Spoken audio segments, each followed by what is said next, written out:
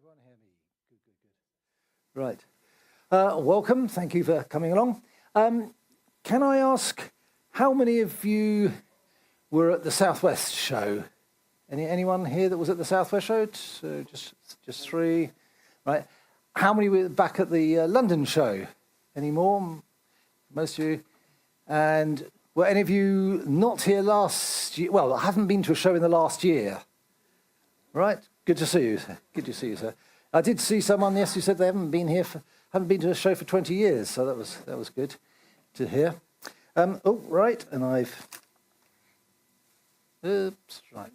running ahead of myself there. Sorry. Right. First off, as many of you won't have heard me talk since, like the announcement of the open sourcing of WROCC, I would like to use the opportunity to thank all those people that invested in RODS to enable that to happen. And that's great, and I think a great development. And as someone has pointed out, it does actually leave the way open for forking of the WROCC, forking of WROCC. But we at CJE 4D won't be sort of going off and doing our own thing. So we'll certainly have no plans for doing anything like that. We would always enable, want to try and get to all the bits we do back into the mainstream, because I think so everyone can take advantage of that. So there isn't a problem there, I don't see. Right, and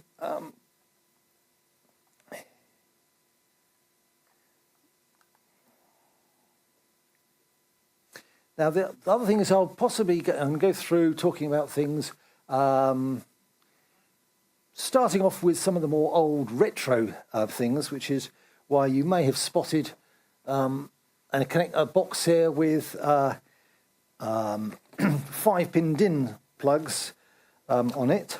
It's this little box here, which is basically this is an Econet clock, because of course they haven't been making Econet clocks for a long time, and it's amazing the number of people who want to actually have an Econet system running on at home.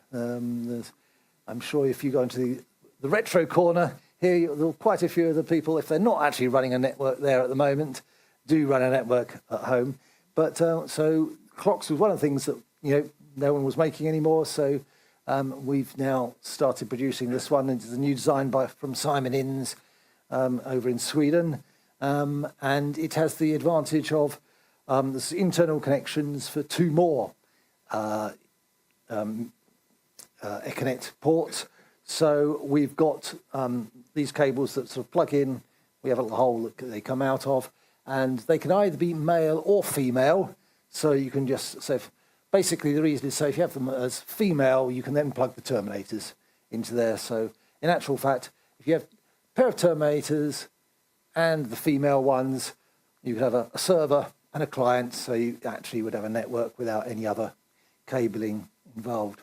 So we're doing those, and we're doing an offer whereby you can get a set of terminators in the price. It's normally extra, but we're doing a set of terminators in the price at the moment offer. Then another thing, actually, the design was from Simon Innes, and that's the Smalley mouse. And again, for the BBC market, this basically allows you to plug a USB mouse into the BBC user port, which and therefore then emulates the AMX mouse or the mouse that Acorn used to provide with the Master 512. So we're doing that, and because of the way he designed it, the same board inside there can be used for us to connect up the 9-pin mini DIN as used on from the Archimedes A310 onwards up to the RISC-PC, the special mouse, the quadrature type mouse for that. So we're able to do those as well.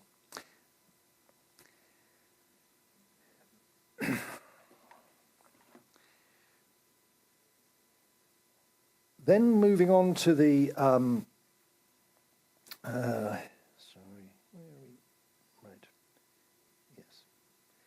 jumping ahead slightly, you may recognise this is a RISC-PC motherboard, but you won't have seen that there before.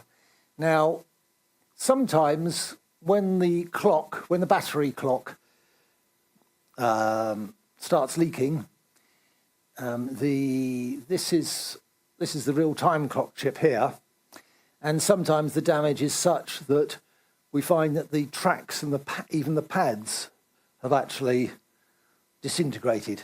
So you can't therefore repair them, even though the rest of the computer may be okay.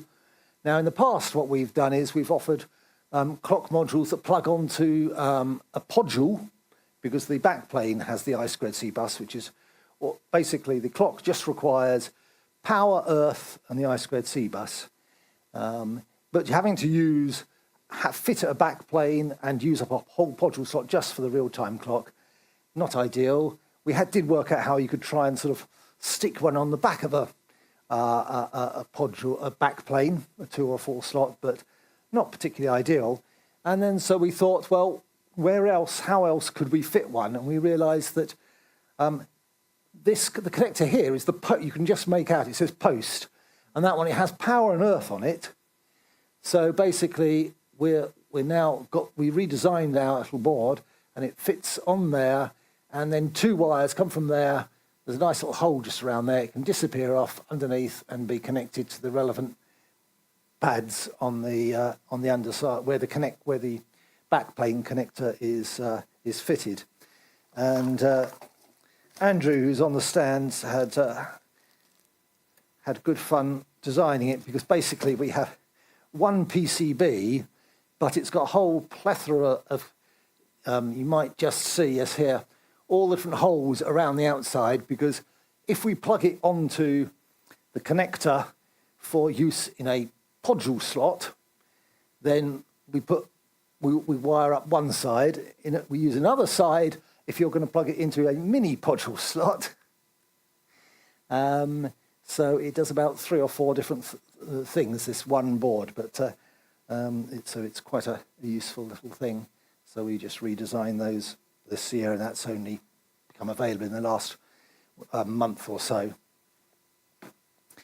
Then also, one that we actually launched, I think, at the London show, was the ZIDFS podule. So this is the because again, no one's been making IDE interfaces for a while now, and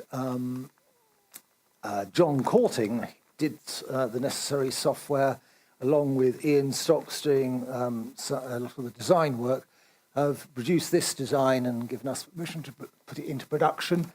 Now, we've actually done various things with this to make it useful in a variety of ways.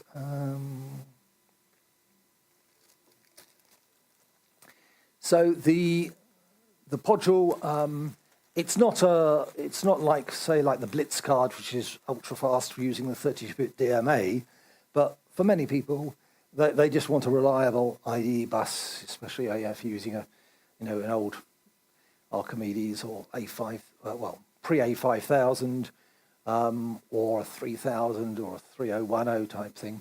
We'll come on to the mini modules in a moment. But one of the things we decided in the past, lots of people now don't want to be using, spinning disks. They want to use the compact flash or SD card. Because like this adapter here, this takes a 44-pin connection to a compact flash. But you have to use then a bit of ribbon cable, and then and then how do you mount this? Because there's nowhere normally on any of the modules to mount it properly. So you end up resorting to double-sided sticky pads, which, to be honest, from past experience, don't really work very well.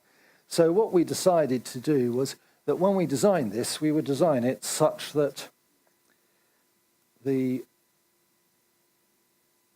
just done it on there, such that it, the card, the interface plugs straight in there. You don't have to, so it is firmly installed on that. But we also did other things, like for anyone else who has problems with their clock. Along the top here, those 4 little pins allow, in actual fact, one of these boards, the real-time clocks board, to plug in to the I2C bus that we've put on there. So that's one of the other options on the board. And this is the earlier design of it, of that board. And in fact, this one is for design. The pins and that are such that for putting into a mini module. So ZEI-DFS, it supports, because it's basically aimed at RISC-OS 3 machines. So RISC-OS doesn't understand drives greater than 512 megabyte. So, but there is partitioning software in the as part of it built in, so you can have 4 partitions. We're using some 2 gig compact flash cards, although when they say 2 gigabyte, they tend to be a bit economical with the truth, because when we actually format it, we find you can get 488 megabyte drives out of that. Then the thing was this: we produced we launched the Podule, I think, at the London show, and then we've just got round to doing the mini Podule version, which is actually really rather neat, I think. So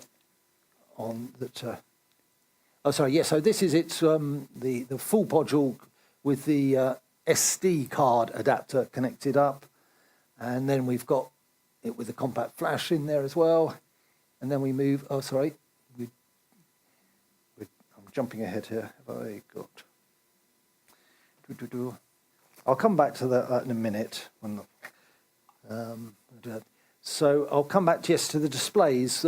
Basically, small, neat little displays, around 7, 9 inch. Anything less than the. Well, actually, nowadays I expect it must be difficult to get anything less than about 21 inch with an HDMI input display. But we found both a 7 inch and a 10 inch. We had some 10 inch with us, but we've sold out so far today. I know we've got at least one left back in the shop, but this here is the 7 inch version of it. So it's comes complete with stand, HDMI input, as you can see there, and they in actual fact accept up to 1280 by 1024 input. Except not up to 1920, but they are spec'd at lower. I forget offhand what the 7 inch is. No, I don't, because it tells me there it's 1024 by 600. Yes, it's a bit label on the back telling me that. But it actually interpolates the higher input, I think, remarkably well. You know, it's obviously not going to be as good, but something in between maybe. Well, people, I'm sure, that had it will try various settings and see which suits themselves best on that.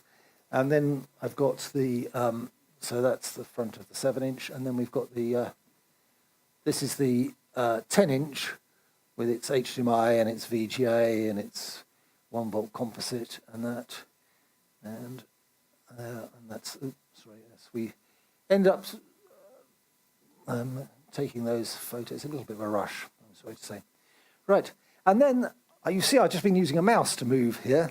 I should have been using one of these, because we basically had a customer who had one and said, "Oh, you won't work on RISC-OS. Can you get it to work on RISC-OS?" So Andrew got it and worked out how and why to do it. How we can get it done. So we've got the software that allows you to use that to do. It does well. Basically, you know, because I'm running OHP here, so it allows you to go forward, back, off, and there's one other feature it offers. I can't remember. Oh, sorry. Yes, and it's got the laser pointer built into it as well, which is I think the big middle button. That's the symbol for the laser. Yes, well spotted. So the customer actually had one, so we bought another one in and checked it all out. Then couldn't find it. We managed to actually find it yesterday morning just before we left, but we can't find it this morning. So they are fairly small, but there again, of course, everything in nowadays with computers is getting so small. It reminds me of the little cartoon I saw. Now, this must have been 30 years ago in a magazine that basically saying you heard about the microelectronics company that was so successful, they moved into smaller premises. Yes, no, so they're only like £19, and that's complete with sort of the appropriate software to run them. Right, then we move on to something that's sort of for the latest machines. You may spot on here that, well, it's not immediately obvious, but the two rows are the fact that, sorry, thank you. The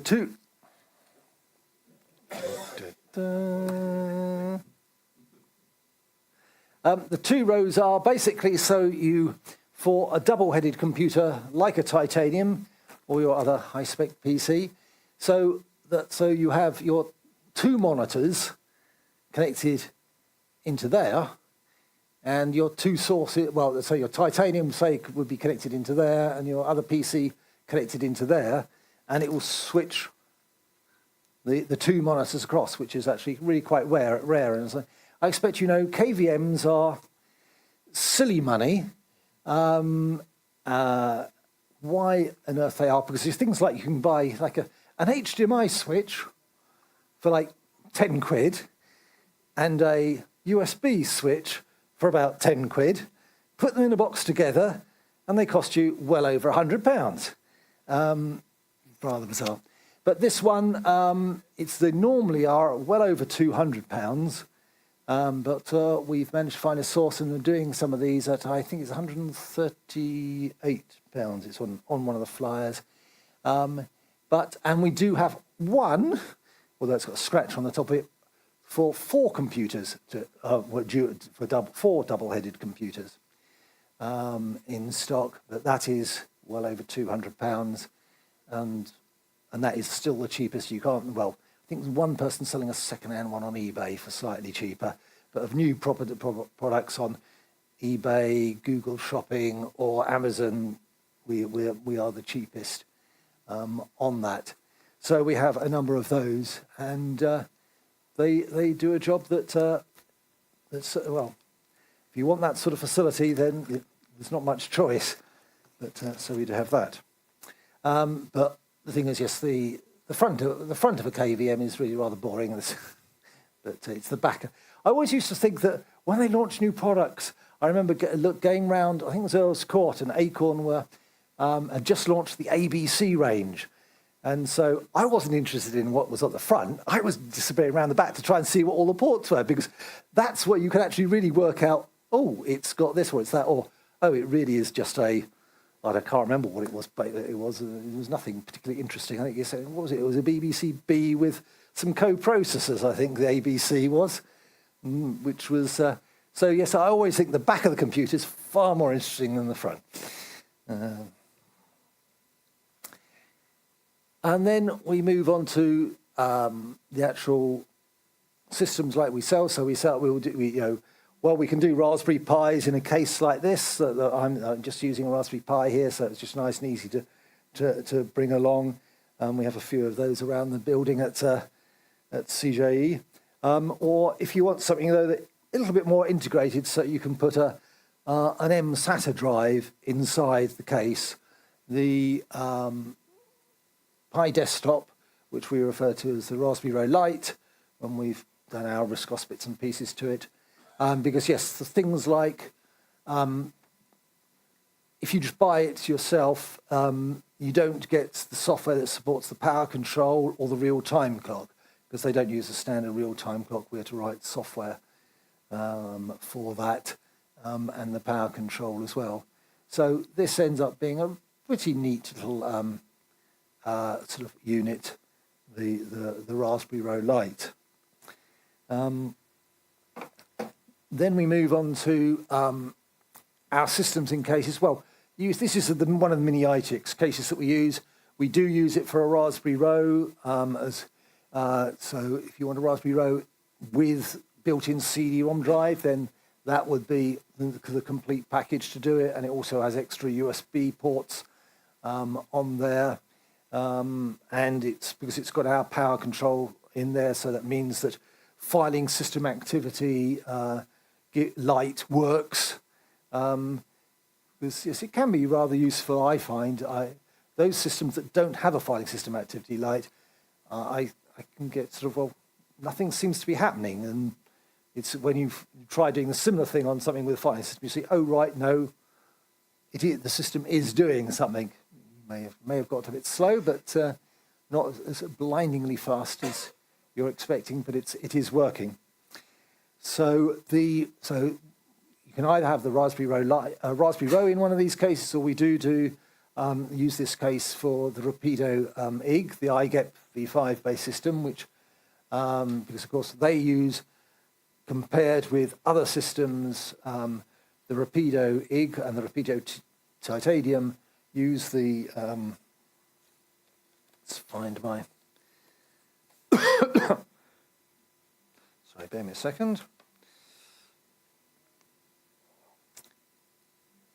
Yeah, they're all using the Cortex-A9's ARM CPU in there, as opposed to the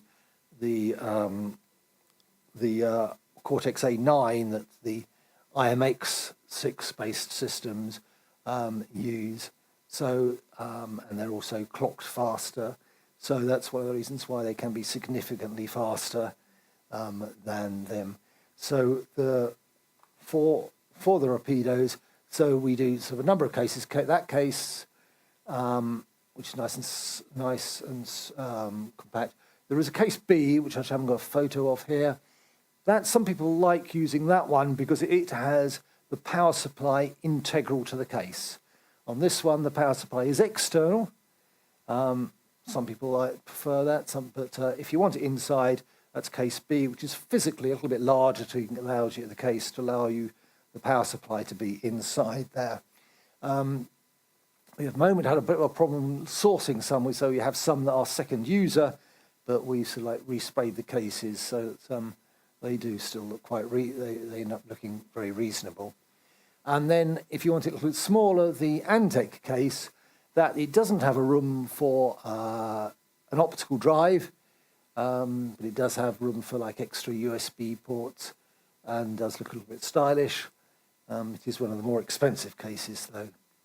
And then we move on to the DTX case.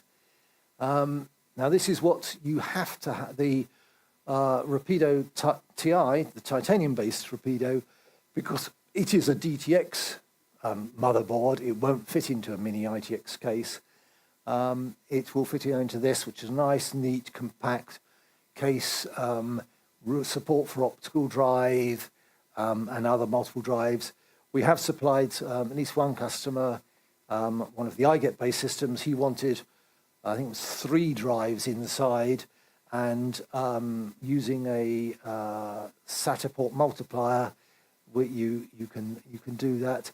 And on this, you can have, well, pretty well as many drives as you want in there. There's quite a lot of space. Well, providing most of them are 2.5-inch type mounting. So that's the Rapido range. So that's the fastest RISC-OS machines that money can buy, and they do the job there.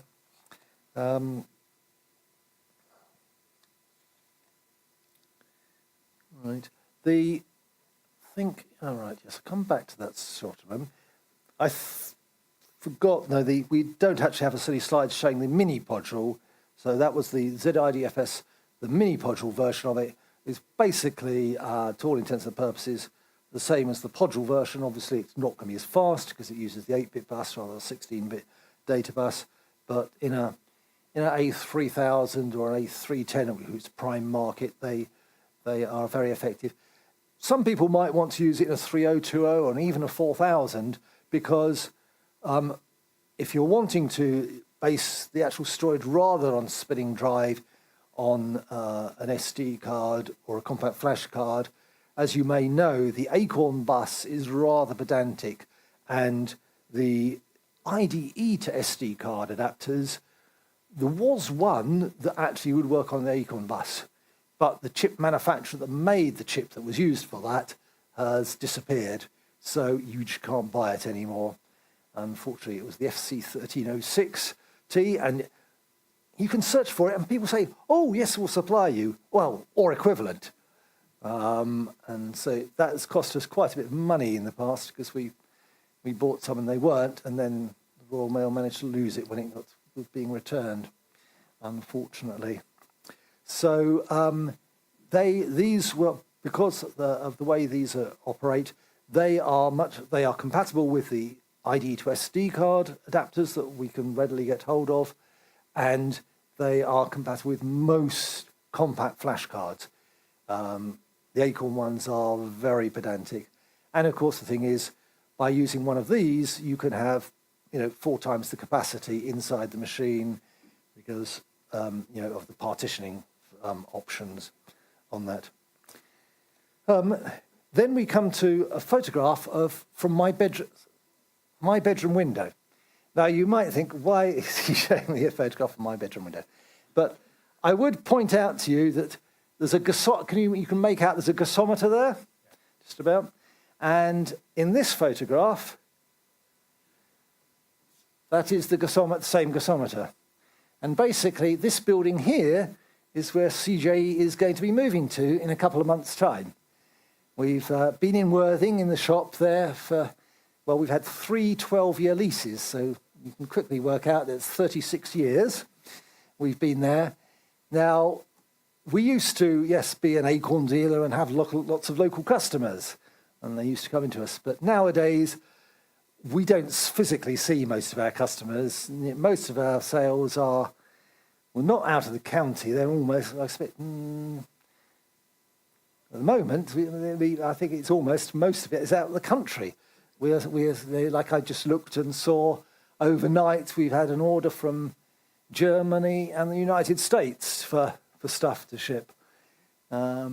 Interestingly, in actual fact, some of it's going to the chap who originally wrote S-Space, if you remember S-Space, Simon Glass. But no, basically, we're going to be moving here. Now, we're going to have, well, everything you can see is going to be us. There is a little bit extra on here where downstairs we don't have access to, but there is a kitchen that we do have access to above. But that's, we're going to have the whole of the upstairs, basically for offices and storage. And then downstairs, this is going to all be for, well, we're going to have a little bit of an area that people who, because people who do come to us, we do get a number of people that come to us, but most of the time, if not, they're coming to us from out of county. So the fact that they're going to be coming to, this is in Littlehampton, rather than Worthing, which is 10 miles, Littlehampton is basically 10 miles west of Worthing, not really going to make much difference to many people. It does mean, though, that rather than having a 10-mile commute to work, is now going to have a 1-mile commute to work.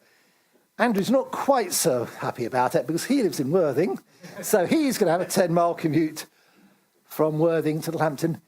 I have told him, and I'm sure this is the case, that his commute is going to be better than mine has been, in that the queues coming towards me are never as long as the queue that I'm in. I'm sure that is the case. I haven't put that in writing, Andrew, yet, but anyway. Yes, no, so we're hoping to be moving in there sometime in July, is the case, and we'll be buying a lot of some more racking systems so we can be more organised, because the thing is, over in Worthing, we start off in this shop, and we were just using downstairs. We weren't allowed to use upstairs for commercial purposes. It was supposed to be residential. But then we thought, well, we'll start storing boxes and storing this up there. And, well, why not move my office up there? And anyway, so we end up using every square inch of it, basically, including the loft. We had stock and stuff in the loft. So we've got a bit of work to do in all the moving. And then the thing is, once we vacate the old one, for our terms of our lease, we could basically have to totally redecorate the whole place. So I've got a bit of extra work to be doing on that now. But so that's going to be happening later this year, but it shouldn't affect anything. Because in actual fact, we're going to be our postal address is going to change, but our phone numbers shouldn't change, because nowadays with the VoIP system, we can retain the phone numbers. We are dropping our old line. We used to have 523 01903 523 666 as our main number, but many years ago we changed it to and told everyone it was 523 222, because I know that some people are superstitious. So we decided not to bother with the 666. And we don't need as many phone lines nowadays into the building, so we'll be keeping the 222 number, which automatically will, if that's busy, can go over to one of our other numbers that we will be also retaining, that we don't publicise, but is there. Right, so it's actually bigger premises, physical square footage, and should allow us also to be a bit more organised. It's quite funny how we're finding that we found a box of stuff. I think, will anyone be of any interest in these? The fans we used to fit to 486 and 586 cards. We realised we had a box of about 100 of them, and thought, maybe someone. We had them on our website for years and years, but no one, very, very rarely sold them. Put them on eBay, so like 10. Well, I think we started off at less than 10 quid each, but they started selling quite quickly. So you put the price up a little bit, and even that 16.95 or something each, they still are selling. So we're actually, we're more than halfway through. So I'm putting the price up, and then something that I don't know what people are using them for, but we realised we had a box full of unused, again, A4 concept keyboards. And these were user port versions, not the later ones. The universal keyboards were serial port, but these were the user port versions. So we put those up on eBay, but we've only got one left now. We've sold, I think, about 7. So they have sold. So we're not going to be having a ridiculous sale at silly prices before we move, because a lot of the stuff we know we have for the long term. It's not, if you've got stuff that we can buy more of, then yeah, we'll probably do you a better deal on, if you see what I mean. But where we can't, working second-hand PCs, things like that, we're sort of we're not going to be discounting those, unfortunately, because we know that we have a finite stock of those, and demand for replacing for people that have just got them doing a particular job, or people that are just saying, well, I sold mine when I was some years back, and I really want to get back into that. Or sometimes it's, I could never have afforded it. I can now, so I would like to buy one. So we try and satisfy those people. Anyway, has anyone got any questions? Hi. Ooh. Yeah. Is it? Oh. When you muted it, if you press about the Yeah. Is it? Oh. Am I unmuted? Yeah, Chris, is there anything happening in the Photodesk world? Photodesk world, nothing imminent. There have been a few tweaks that haven't been released, but there is not enough yet to do that. The people involved in doing development work seem to have been rather busy, unfortunately. So nothing has materialised at the moment on that. But at the moment, we're not aware of any significant bugs or limitations. It is working on all the latest systems. So we certainly, not saying it's a mature product that we're not going to be doing anything with, but there is nothing that I can say, oh yes, just look out for, later in the year. But having said that, well, strange things have happened. I think people have done more work, but at the moment, I'm sorry to say, nothing on there. And on a related thing that nothing's happened, I'm sorry to say, TableMate, the 32-bitting of that is still Still promised. In actual fact, I was reminded that I agreed with the original author. Well, it must be 13, if not 14 years ago, because it took several years. I think it was at least 3, if not 4 years, to get me the sources, then to find out that they were incomplete, and the missing bits. Well, I've tracked the original author. He's moved back to New Zealand, and he does have the computer with him there, and he has told me this year, yes, he will send me the sources, but I have been told this about twice a year for the last 10 years, I think, so I'm not holding my breath. I'm sorry on that one, but yes, it works under AMI law, and so someone was pointing out to me today that there is nothing else that really allows them to produce tables as easily and neat. Well, I think almost produce tables really effectively at all, and it does do it quite easily and neatly, but yes, does unfortunately rely on AMI law to do that. Any other questions or comments or suggestions even? Well, sorry? Is 4D the software company? Oh, right, okay. Brief, yes, fourth dimension, 4D. We took over the games business, fourth dimension, many years ago. Then the games part of it moved on to, what do they call themselves? Dave Holden was involved, but it was primarily the other Dave, I forgot his name, ProAction. Anyway, sorry. They took over the games part of it, and technically they used the name Fourth Dimension, and we use now 4D. And basically, what we kept 4D running as a separate business to CJE Micros, because it's all to do with a way of legitimately avoiding having to charge VAT on things like second-hand items, where that would make a massive difference to the margins on.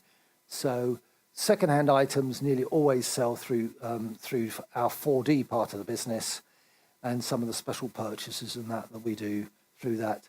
If you're buying like a new monitor or a new printer, they all go through CJE Micros